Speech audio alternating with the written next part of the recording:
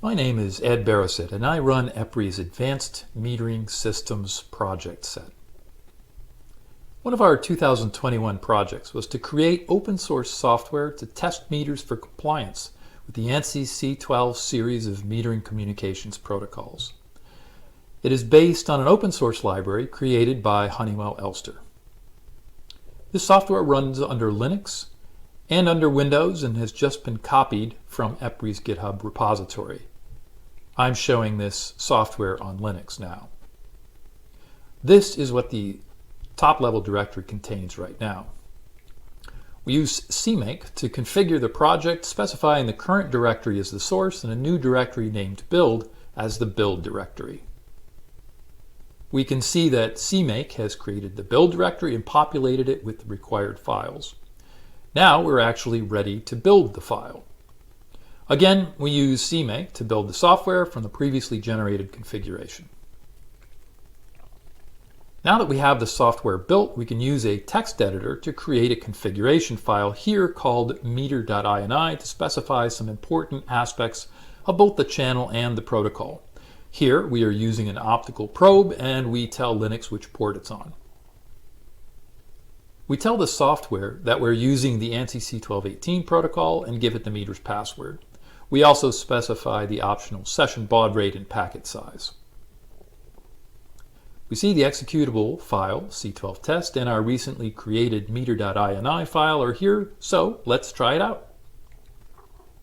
With an optical probe connected and attached to a meter, we run C12 test using our configuration file, specify verbose mode, and have it read standard tables 0 and 1 from the meter. As you can see, not only does it read the table and show a hexadecimal dump of the bytes, but for certain important tables, such as these two, it also applies the standard interpretation and shows the result in a format similar to the syntax used in the ANSI C12 standard. Here at the bottom of the standard table 0 are a few important fields: standard tables used and manufacturer's tables used. The software has another mode where it will automatically attempt to read every one of the tables listed here. Let's try that now, reading a single table at a time in automatic mode and redirect the output to a file for examining later. The software attempts to read each individual table listed in the meter standard table 0 in numerical order, starting with standard tables and then manufacturer's tables. Any errors encountered are reported but do not stop the program in this mode. For example, here we can see that the meter reports an operation not possible error in trying to read standard table 7.